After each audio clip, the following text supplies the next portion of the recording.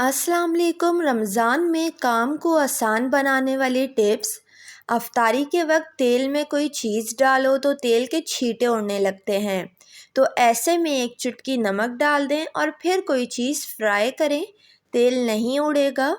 رمضان کے دنوں میں چنا چاٹ ہر گھر میں بنتی ہے اور افطاری میں موجود تمام اشیاء کی جان چنا چاٹ ہے، لیکن ایسے میں بعض اوقات خواتین رات کو چنا بھگونا بھول جاتی ہیں۔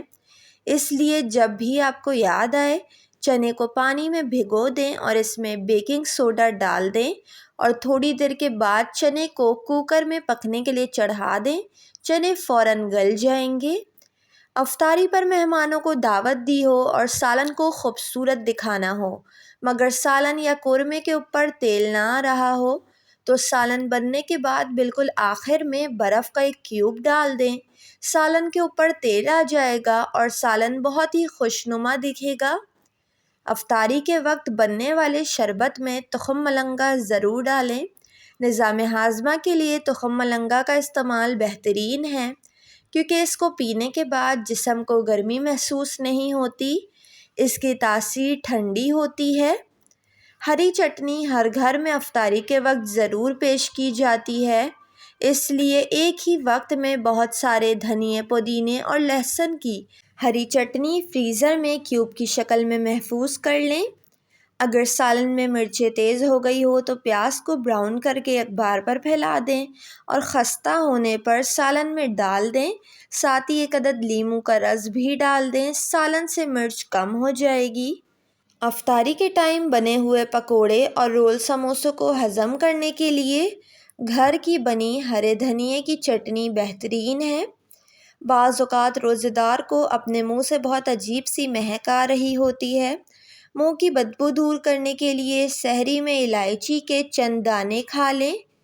بیسن سے ہونے والی بدہضمی کو اجوائن سے دور کیا جا سکتا ہے۔ جب بھی پکوڑے بنائیں اس میں اجوائن کو کوٹ کر ڈال دیں اور پکوڑے کھانے کے بعد آپ کو سینے کا بھاری پن اور بدہضمی محسوس نہیں ہوگی۔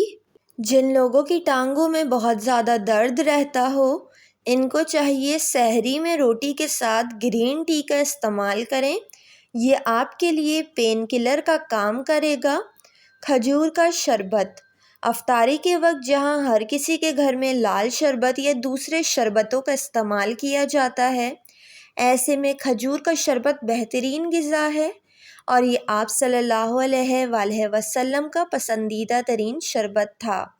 کھجور کا شربت بآسانی گھر پر بنایا جا سکتا ہے۔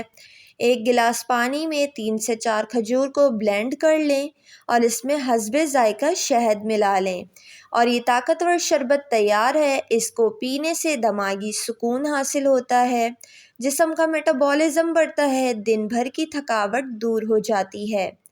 مہنگائی کے دور میں کیلے بہت جلدی خراب ہو جاتے ہیں، اس لیے کیلے کو بہت زیادہ دیر تک تر و تازہ رکھنے کے لیے اس کے اوپری حصے پر تھیلی یا پھر ایلومینیم فوائل لپیٹ دیں، کیلے جلدی خراب نہیں ہوں گے۔ ویڈیو کو لائک اور چینل کو ضرور سبسکرائب کر لیں۔